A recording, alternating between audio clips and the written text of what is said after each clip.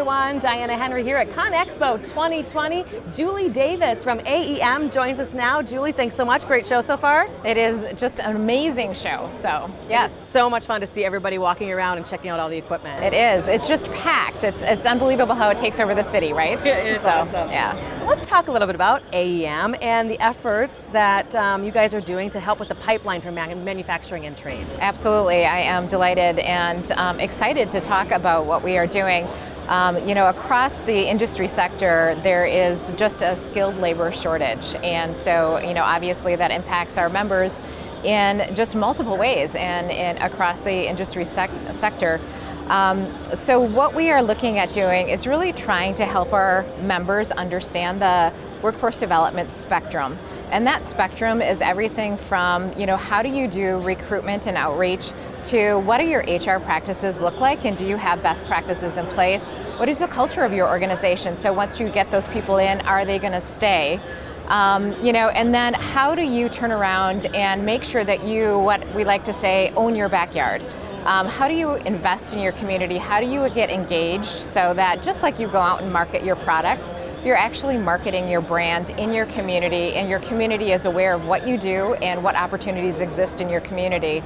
And then for those larger organizations where maybe they already have a very established workforce development program or training, what is that next step for them? So we want to make sure that we're really looking at that workforce spectrum from beginning to really advanced and make sure that along that journey our members have best practices in place so the foundation is strong.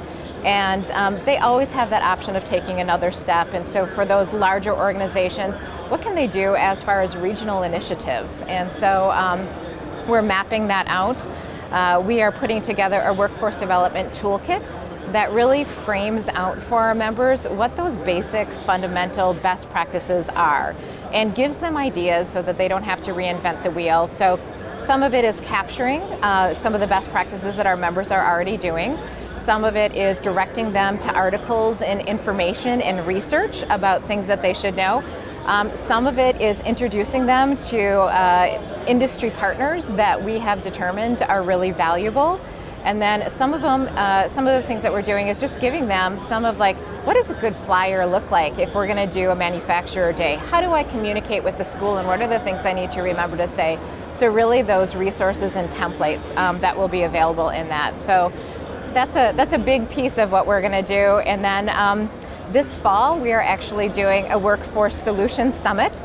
And I had to laugh because coming into this industry, I looked around and we had a lot of conversation about workforce development.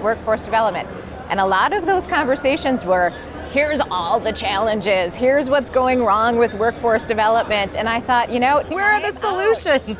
Yes, let us have a seminar and a conference that is about what can you do today? How do I get workers in my facility today? Where are the pools of people that I can pull from? How do I build that pipeline so that I know that I'm channeling workers in for tomorrow? And then what are those best practices that I need to be aware of? And so we're going to really focus on everybody walking out the door with a handful of solutions at that conference. So those are some of the things that we have in the channel, and as you can tell, I'm excited about it, passionate about it. Yeah, which is great. You need to be, right? So does the best practice or the pipeline change when you recruit different demographics, millennials or generations, the youth, the veterans, underemployed groups? Does that change? It does, absolutely. And I kind of like to group them in categories of who could walk in your door today and what are those pools of population. So, we look at veteran recruitment and, I had a member say, there's thousands of organizations that promote, hiring veterans. Who do we turn to? Where do we look at? And so we want to vet some of those best of the best and provide that. But veterans are a perfect fit for the construction industry, coming out having worked with heavy equipment and then coming back in. And a lot of the organizations that we will be recommending are organizations that spend the last 6 months of military service doing that trade skill training with the veterans so that when the veterans come out, they've got some of those foundations in place. So that is a huge That is brilliant, right? Because then they're already leg up, already in the motion. It's not just you're out and all of a sudden now what, right? And they have a lot of the soft skills that companies are looking for. And so part of the toolkit is a veterans recruitment toolkit. And it talks about what do you need to understand about hiring veterans. Quick references to, well, if they have this in their military background, how does that kind of relate to what I'm looking for? So, some of that translation. The other part of that is, what does that veteran culture look like that they are coming out of, so that we can better frame that and they're comfortable in our environment. And those are important things to think about if you're going to have long-term success. So, and the other piece of immediate hire is really the criminal justice system. That is a whole new piece of the puzzle that I think really is a win-win. People who have been incarcerated, who have made a bad choice, who go into a training program while they're incarcerated, and then when they're coming out, they're ready to turn that new leaf over. And so we're really encouraging organizations to look at the skills that they can bring, the rate of return for people who have been incarcerated, who go through programs, who plug into sustainable wage living jobs. The rate of going back is just so low. And so it's really a win-win, and I think there are many states that are investing heavily at the state level to make sure that training happens. Looking at the skills gap, looking at the available population, it's really something that if companies have not considered that in the past, they really need to look at it. There's also some fantastic tax incentives for businesses to do that. So. Wow. That's another big one. That is that, but a lot of people can probably attend that part of the seminar coming up. Yes, and that we will have a speaker there that is talking about it, and state by state there can be some differences, but federally, what does that picture look like? Because that is a huge conversation of where can we find some talent pool from. So untapped resource there in a lot of ways. So what are some of the major factors affecting workforce development in the construction industry? I think so I have to say that I came into this industry from outside the industry and spent a lot of time really looking at what are the issues, what are the research reports coming out, where are those challenges identified, and you can sum it up by saying, this is an industry that hasn't done a great job telling its story. And so we have a lot of old perception and old conversation that kind of percolates through this.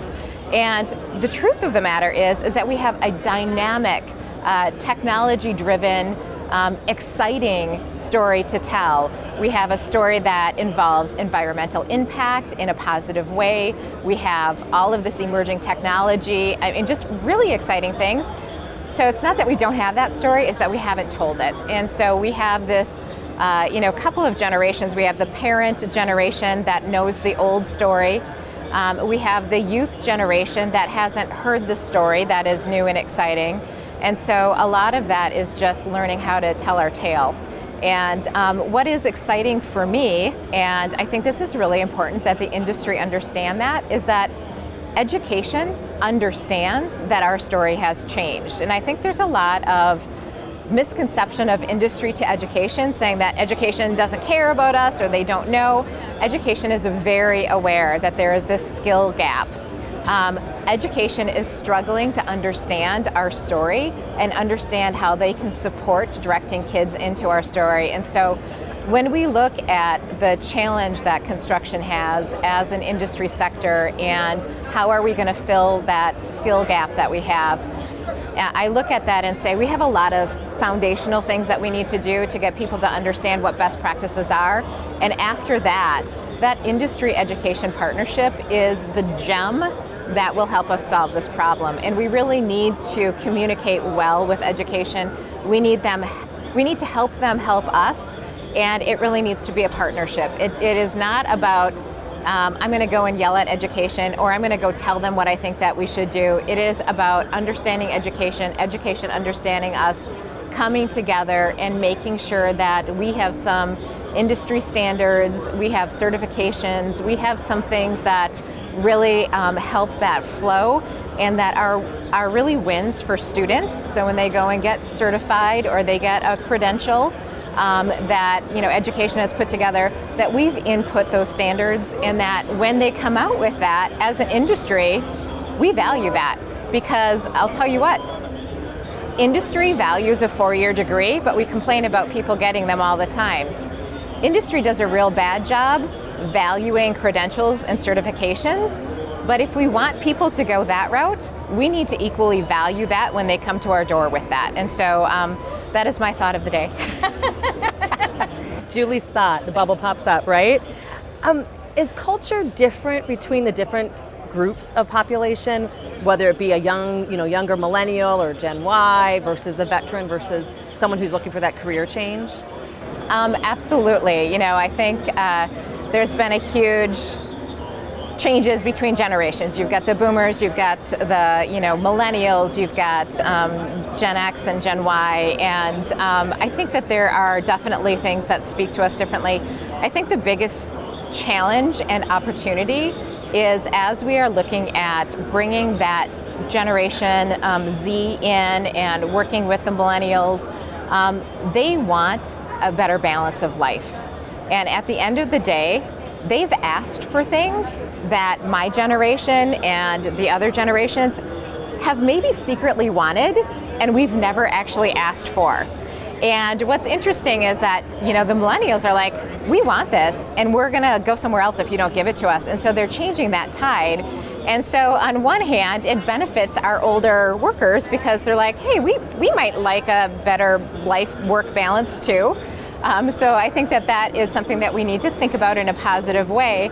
I also think about things like, having a schedule where people know when they are going to come in and work, and I have worked with some companies where they don't have a schedule, and it's like, maybe they have a right to expect a schedule. And so, just things that we need to do that are a little different, even if it's a third generation company.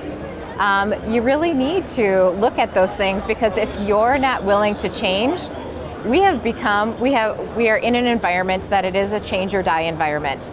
If you're not willing to change, they're not going to be willing to work for you. You need to figure it out. And again, there's help to do that.